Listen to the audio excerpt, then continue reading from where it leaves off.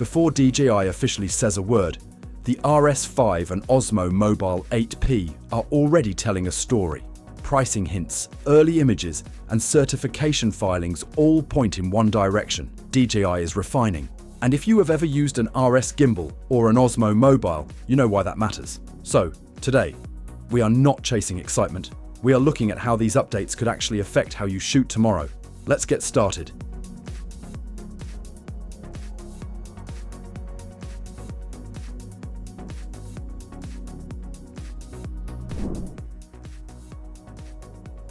The RS5 looks like DJI tightening the RS series rather than rewriting it. From the outside, it feels like a refinement cycle, which honestly fits how many of us actually work. The leaked pricing around $838 Australian places it slightly above the RS4, and that tells us DJI is confident about small but meaningful upgrades. The 3-kilogram payload staying unchanged might sound underwhelming at first, but when we think about daily mirrorless setups, it starts to make sense. A Sony a7S III with a fast zoom, a Canon R5 II with a prime, or even a Nikon Z8 with a lighter cine lens all sit well inside this limit. If you are already at the edge of RS4 capacity, this will feel familiar rather than restrictive. What feels new is not what it lifts, but how it supports you while shooting. One of the quiet frustrations with earlier RS models was balance time. Not bad, but not forgiving either. The built-in Z-axis indicator on the RS5 feels like DJI listening to long shoot days. When you're switching lenses between ceremony and reception, or between handheld B-roll and tripod work, small helpers matter.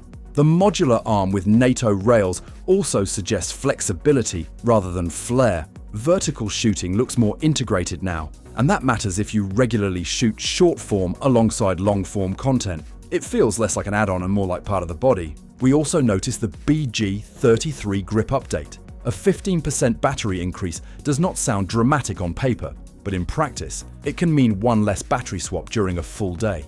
The 1-hour full charge changes how you plan breaks. You plug in during lunch, and you are back at full power without stress.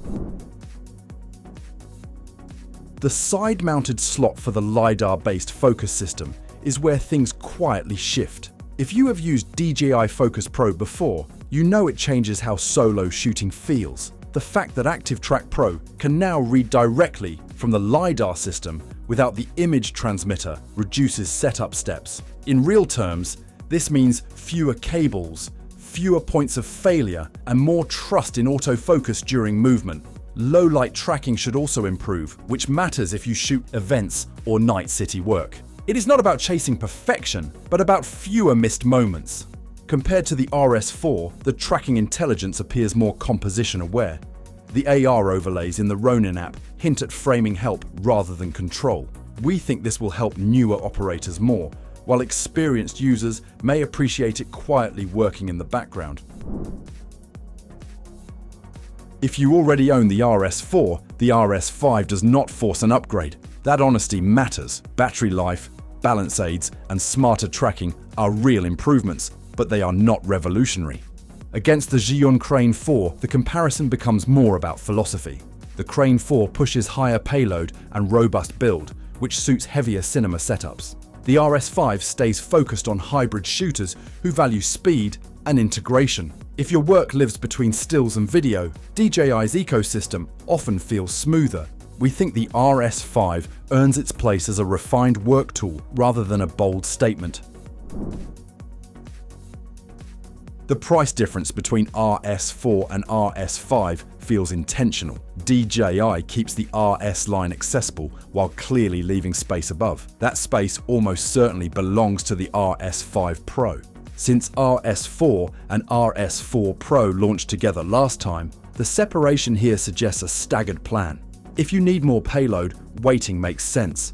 If your setup already fits under 3 kilograms, the RS5 feels ready without compromise. Now let's shift from mirrorless rigs to phones, and this one, Osmo Mobile 8P, sits at the opposite end of the size scale, but the philosophy feels similar. Phones are no longer casual tools.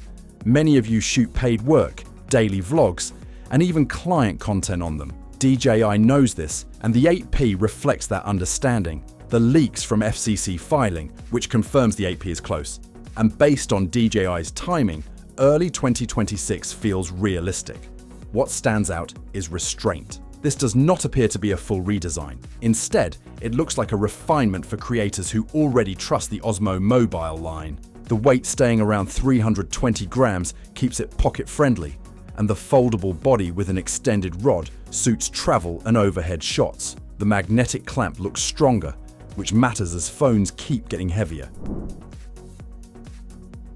Motor upgrades suggest better torque handling, and that helps when you shoot high frame rate video.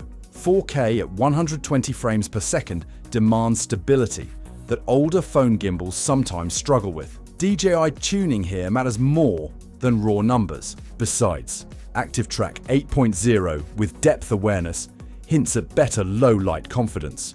Gesture control and multi-subject tracking expand creative options without forcing you into menus. If you film pets, kids, or street scenes, this matters more than you might expect. A 12-hour battery changes how casual shooting feels. You stop worrying about charge levels and start focusing on content. The phone pass-through charging also means your phone stays alive during long sessions, which solves a common frustration compared to the Osmo Mobile 8. This feels like a professional polish rather than a new category. At an expected $159 to $179, the 8P remains accessible. The small price increase feels fair if LiDAR-assisted tracking and better motors deliver as expected. For creators who already rely on their phone, this upgrade feels sensible rather than indulgent. When we look at the RS5 and Osmo Mobile 8P together, a pattern emerges. DJI is refining workflows rather than chasing headlines. The RS5 supports hybrid shooters who want fewer interruptions, while the 8P supports mobile creators who want confidence. Neither product feels rushed, and neither feels excessive. We think both have clear merit, but your use case still matters most. If your gear already works for you, patience is fine. If these changes address real pain points in your workflow, they quietly make sense. And that is usually how the best camera tools earn their place. Thanks for watching. Share your thoughts in the comments, and if you found it helpful, give it a like and subscribe for more videos.